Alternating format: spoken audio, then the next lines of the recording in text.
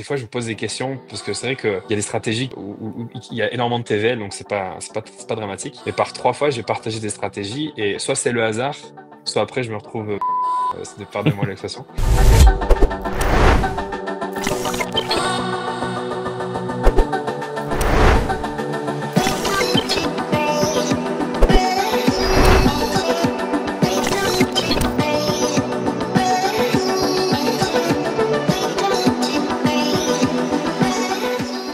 Donc je commence par une stratégie, vous connaissez déjà la moitié de la stratégie. En fait, vous connaissez les 2 moitiés de la stratégie, puisqu'il s'agit de Delta Neutroll sur Rings Protocol. Le Delta Neutroll, j'ai déjà présenté plusieurs fois, c'est une stratégie que j'affectionne tout particulièrement. Le, protocole Rings, j'en ai parlé sur la stratégie VESD, alors je vais faire quelques petits rappels bien sûr et j'en avais parlé aussi pour VETH et bah là, du coup, l'idée c'est, d'avoir du VETH et de shorter en même temps l'Ether pour ne pas avoir d'exposition. Donc je prends des chiffres fictifs. Bien évidemment, ce n'est pas un conseil en investissement. C'est une stratégie que j'utilise à titre personnel et donc, bah, je vous explique un peu comment je m'y prends. On va commencer donc avec 10 000 que l'on va diviser en 2 sommes. 2 000 que l'on va envoyer sur Base et 8 000 ça peut être des USDC bien évidemment, que l'on va garder sur Ethereum. On va commencer par les 8 000 Les 8 000 on va acheter des Ethers avec. Ces Ethers, on va les déposer dans, pardon, dans Rings the Protocol. Et Rings the Protocol va ensuite redéposer ces Ethers, là on est bien sur Ethereum, dans AAV, dans Lido et dans Etherfi pour générer un rendement qui doit avoisiner à peu près les 3%. Lorsqu'on fait ça, on va bloquer nos actifs sur Ethereum et Ring the, avec un S à chaque fois, va émettre sur Sonic du SCETH. Un Ether loqué égale un SCETH. Si on veut refaire le chemin inverse, il va falloir attendre 5 jours pour récupérer ces Ethers. Ensuite, les SCETH, on va les staker en, alors j'ai mal écrit ici, mais c'est du STK, SCETH. Et une fois qu'on les a stakés, on va les bloquer. Alors moi, personnellement, j'ai fait le choix de les bloquer 1 an. Et donc, on va les bloquer 1 an pour obtenir du VEETH, ce qui va nous donner du pouvoir de vote. Ce pouvoir de vote, ensuite, on va pouvoir le vendre au plus offrant chaque semaine. Je vous avais déjà expliqué la stratégie, donc je ne vais pas revenir dessus, comment on fait pour trouver le rendement, etc. Et bah, depuis que j'ai commencé ce Delta Neutral, même VETH, il n'y a pas une seule semaine où le rendement a été inférieur à 60%. Cette semaine, il était même de 70%. On parle d'APR et pas de APY sur le VETH.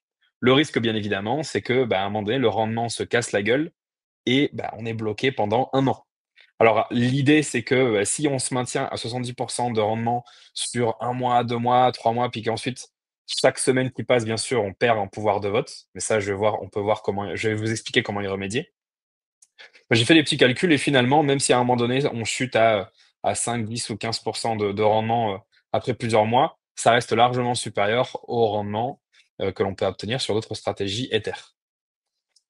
Une fois que, ça c'est fait, il faut bien évidemment se protéger, puisqu'on ne veut pas être exposé à l'Ether. Donc les 2 000 que l'on a envoyés sur Base, hop, forcément, voilà. Les 2 000 que l'on a envoyés sur Base, on va les swapper, c'est très long, hop, voilà, pour du RWAP STETH et on va déposer sur Quenta et on va shorter avec un levier de 5. Alors pourquoi un levier de 5?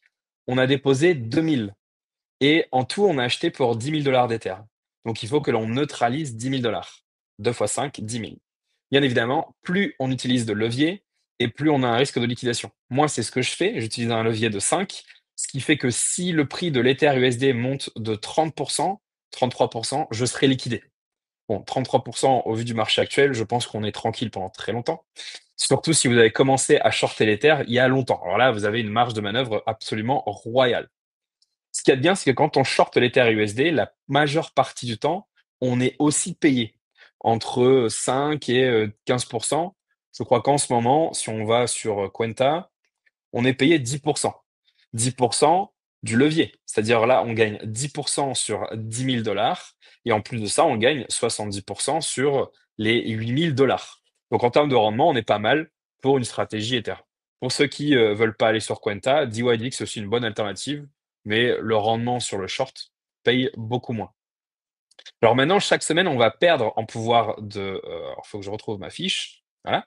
Chaque semaine, on va perdre en pouvoir de vote. Parce que l'idée du VE-ETH, c'est que lorsque vous le bloquez pendant 1 an, vous commencez la première semaine avec 1 Ether pour 1 VETH. Mais chaque semaine qui passe, vous perdez 1,52e de pouvoir de vote et donc 1,52e de rendement. Alors moi, personnellement, ce que je fais, c'est que chaque semaine, je récupère du coup le rendement. Alors on est payé le jeudi, donc aujourd'hui c'était jour de paye. Donc ce que je fais chaque semaine, c'est que le rendement que je récupère, je vais acheter du SC-ETH sur Sonic. Ensuite, je vais le stacker et le reloquer dans la même position. Ce qui signifie que, bah, certains Ethers, je les ai bloqués pendant 1 an, les premiers. Et puis, bah, si je fais ça tous les jours, enfin toutes les semaines, bah, par exemple, dans 6 mois, les Ethers que je dois récupérer, je ne les lockerai que dans 6 mois. En faisant ça, en fait, sans augmenter ma durée de lock, j'augmente mon pouvoir de vote et alors j'ai pas fait les calculs, mais ça compense la perte de 1,52e puisque je gagne plus que 52 de rendement par an, puisque je gagne 70. Donc en gros, les 70, si on les divise par semaine, je les rajoute à ma position et donc c'est comme ça que je combats cette chute de 1,52e, par semaine. Bon, maintenant, au bout d'un moment, il est obligé que ça va s'effondrer et du coup, j'ai fait ce pari-là quand même. Alors pourquoi est-ce que je suis confortable à les bloquer pendant 1 an? Pas parce que c'est de l'Ether et en général, l'Ether, bah, j'y touche pas trop. Par contre, les stratégies sur l'USD que je vous avais présentées, si vous vous en souvenez, je bloquais que 3 mois. Parce que bizarrement, ça me fait plus chier de bloquer du dollar, du cash, que de bloquer des actifs que du coup, je vais pas utiliser, pour faire grand chose. Donc voilà pourquoi j'ai choisi 1 an. Donc en termes de risque, on en a plusieurs, hein. Il y a risque de protocole et cetera. Et puis surtout, bah, on a le risque d'avoir des actifs bloqués pendant 1 an. Et avec un rendement qui pourrait s'effondrer au bout d'un moment. Donc il faudra, bien sûr, gérer ça dans le futur. Si les rendements s'effondrent, trouver, une solution pour essayer de contrebalancer avec les shorts. Mais pour l'instant, du coup, c'est comme ça. Donc voilà, je regarde si, du coup, il y a des questions. Le risque sur, 1 an, c'est aussi, du coût d'opportunité, hein, évidemment, c'est le fait de, décider que pendant, cette année complète, tu ne vas pas utiliser précisément cet actif-là, donc C'est ça. Après le rendement était tellement fou que, faudrait que je retrouve la feuille Excel, j'avais fait des simulations. Même si les rendements, au bout d'un moment, ça allait s'effondrer. Normalement, un rendement plus ou moins, sans risque sur de l'Ether, on va chercher du, 10, allez 15. Là, on a 70. Ça fait déjà pour moi, la 4e semaine cette semaine, donc ça fait plus de 3 semaines que j'ai commencé. Donc si je tiens encore comme ça pendant, allez, on va dire 2, 3 mois, c'est pas grave quoi. Là, annuellement, ça coïncidera avec du 15 à peu près. ouais, non, c'est propre, très clairement. Alors, est-ce qu'il y a des questions? Alors il y a Tikalis qui demande si le rendement vient des bribes. Alors oui, donc on obtient, du, VE-ETH. Et en fait, le projet Rings, il est vachement bien foutu, je trouve, et j'imagine que, d'autres blockchains devraient s'en inspirer. En fait, les Ethers qui sont investis sur Ethereum, donc génèrent du rendement, comme je l'ai dit, sont investis sur Lido, sur Aave et sur Etherfi. Donc 3 plateformes relativement safe et ça rapporte à peu près 3 par an. En fait, l'idée, c'est que ce rendement-là, ces 3 par an, il est collecté toutes les semaines sous forme d'Ethers et ces Ethers sont distribués aux projets de la blockchain Sonic sous forme de grant, si on veut. Donc c'est pas mal pour les projets, ça leur permet de toutes les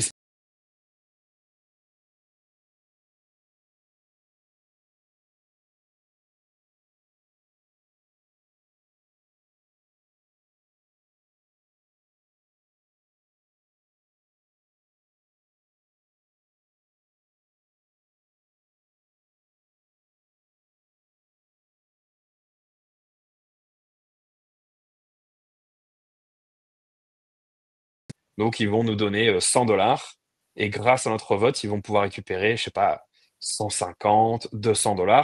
Donc in fine, leur opération est positive. Et donc, ce que j'aime bien avec, Rings, c'est qu'on est sur du rendement qui est purement organique. Les autres plateformes qui proposent des bribes, en général, bah, on va vendre notre pouvoir de vote pour rediriger l'émission d'un token. Donc ça peut être l'émission du token Aero sur Aerodrome, CRV sur Curve. Cette émission crée bien évidemment de l'inflation et donc une pression vendeuse. Ce qui signifie qu'en général, ce sont des tokens qui ont beaucoup de mal, à part Aero du coup, à garder le cap et à pas aller vers zéro. Mais si vous prenez tous les autres VE33 tokens ou VE tokens, ça va à zéro inexorablement. Là, ce qu'il y a de bien, c'est que le rendement, il est purement organique, puisque ce sont les prêts sur AAV, il n'y a pas d'incentive, et c'est l'inflation native d'Ether avec EtherFi et avec Lido. Donc du coup, c'est beaucoup plus sain, et je vois pas ce qui pourrait en fait rouiller la machine, puisque tant que le rendement est payé en Ether ou en USD du coup pour le VUSD, il n'y a pas entre guillemets de token dump. Et donc tant que les projets ont de l'argent pour acheter nos pouvoirs de vote, en fait, ça tiendra. C'est pour ça que je suis assez bullish sur cet écosystème et ce design que je trouve absolument brillant. Et puis voilà. Alors maintenant, qu'est-ce qui pourrait massacrer le rendement? Qu'il y ait plus de participants, bien évidemment. Et du coup, ça ferait chuter, bien sûr, le rendement. Et pourtant, tu partages quand même cette stratégie. Et tu sais que des fois, je me pose des questions, parce que c'est vrai que il y a des stratégies où il y a énormément de TVL, donc c'est pas dramatique. Mais par 3 fois, j'ai partagé des stratégies et soit c'est le hasard, soit après je me retrouve baisé. Pardonnez-moi l'expression. Du coup, tu sais, j'ai toujours. Là, je sais que les prochaines stratégies qui sont un peu secrètes, je les partagerai pas parce que j'avais partagé une stratégie extrêmement risquée, mais qui était, enfin non, qui n'était pas risquée, qui était extrêmement compliquée à mettre en place, mais qui rapportait un rendement de malade mental. Sauf que c'était vraiment en petit comité. Et j'ai fait l'erreur d'en parler sur deux, trois groupes, et puis quelqu'un vient demander comment je fais, je l'ai aidé. Il m'a massacré mon rendement. Et puis petit à petit, il y a d'autres personnes qui sont arrivées. Et voilà.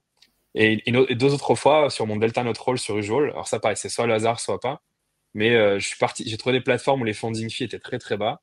J'en ai Ouais. parlé. Le lendemain, les funding fees ont augmenté. Donc pareil, soit c'est pas de chance, soit il y a des grosses baleines qui ont vu ce que j'ai dit, qui ont dit, ah putain, ok, on va partir sur DYDX par exemple. Mais quand tu regardes c'est assez bluffant. Alors je te dis, c'est vraiment soit c'est le hasard, soit pas. Mais donc moi j'avais présenté ici, je crois, une stratégie Delta Note Roll Ouais. euh, sur Usual. Et le nerf de la guerre, c'est le funding fee. Alors en ce moment, le funding fee est absolument horrible sur Usual, mais euh, voilà. En fait, j'en ai parlé ici. Et juste après, les funding fees sont Alors, devenus absolument si fous. jamais tu partages plus ton écran, donc. Ah oui, pardon, attends. Non, mais t'inquiète, c'est pas un problème. Ouais, je repartage vite fait.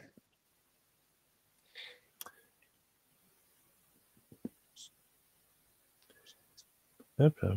Donc, Non, mais de toute funding façon, c'est ça fee. d'être un influenceur, hein. Ouais, mais du coup, je me retrouve à Ouais. gagner moins d'argent. Donc, voilà. Mais bon. Donc, ouais, je pense qu'il y a des stratégies que je garderai pour moi-même. Et puis voilà, quoi. Partage à ceux qui ont plus petit bac que toi, Only, alors. Ouais, mais tu sais jamais qui, tu vois. Je Bien sûr. m'attends jamais à ça. Ah, bah, Guise basé. On a perdu Pascal. Non. C'est la cut net.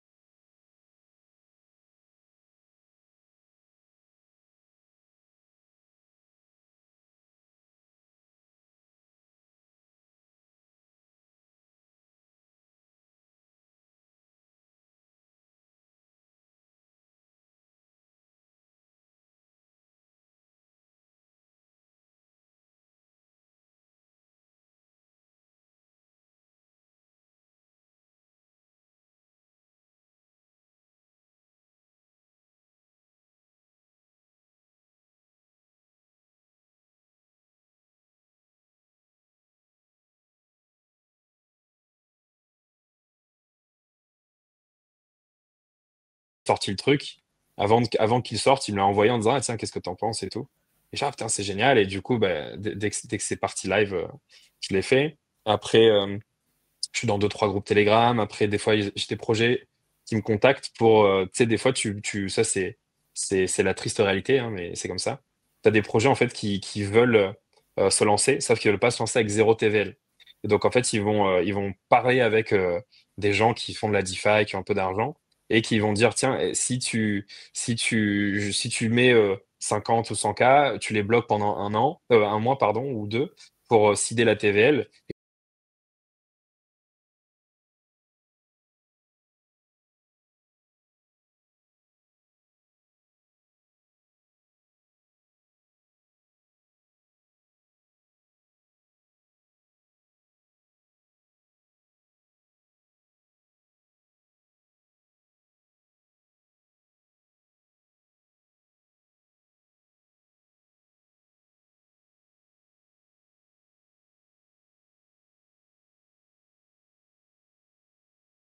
Ma chain sur les concrete et c'était un truc à 23%. Et je me dis, ah putain, 23%, il faut absolument que je sécurise. Du coup, j'ai vite sorti de l'argent du stratégie, j'ai acheté le truc à 23%. Ça c'est arrivé à maturité la semaine dernière. Alors le problème, c'est que Concrete n'a pas encore libéré les capitaux, donc même si le PT est arrivé à maturité, je peux pas récupérer l'argent parce qu'il est toujours bloqué sur BRChain. Donc il faut que j'attende jusqu'au début mai. Donc là, pendant 3 semaines, j'aurai pas de rendement dessus.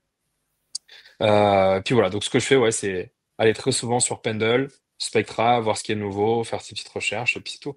Après, je vais pas faire des trucs trop compliqués non plus. J'aime pas trop prendre de risques. Enfin, je suis plus en âge de prendre du risque. Donc je suis pas à la recherche du dernier petit truc, tu vois. J'aime bien les trucs pépères. Bon, en ce moment, les rendements sont plus compliqués à obtenir à cause du bear market, mais du coup, je m'en satisfais, et puis j'attends que le bull revienne un jour ou l'autre. J'avoue, moi, je suis sur un petit groupe avec des amis qui parlent de DeFi. Et tu vois, c'est marrant parce que tu parles pas mal de Sonic en ce moment parce que il y a des bons protocoles qui sont sortis dessus.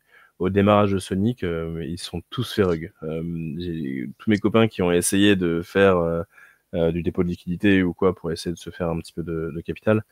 Il y a eu que du rug partout et c'est terrible. Donc je suis content de voir que Sonic a enfin réussi à calmer un petit peu le jeu en devenant un petit peu plus stable et à avoir des vrais protocoles qui sont lancés dessus avec des stratégies comme tu as pu les montrer. Mais tu vois, typiquement, en effet, comme tu disais, venir rechercher la pépite, parfois, c'est aussi une prise de risque énorme euh, qu'on n'a pas forcément tous envie.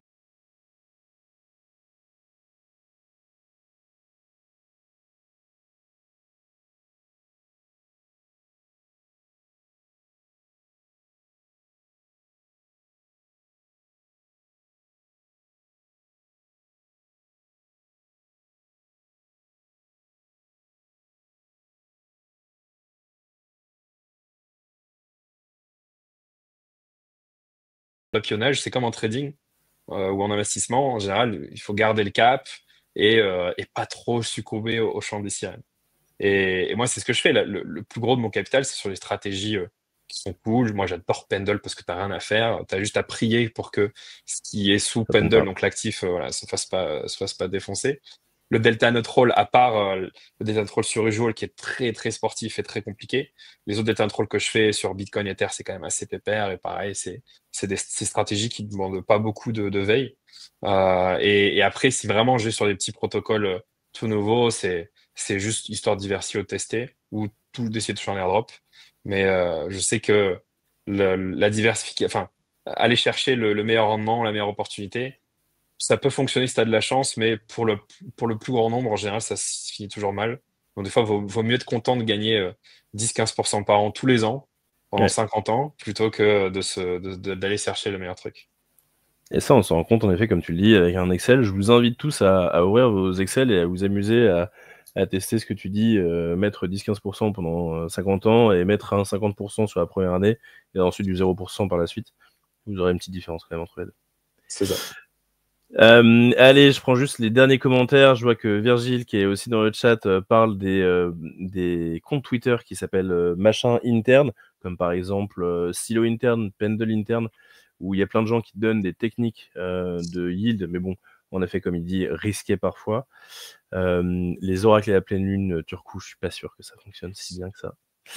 Par contre, les tweets de Trump, ça marche pas mal. On en a eu la preuve encore hier, où il y a eu des petites accusations de manipulation de marché qui ont eu lieu.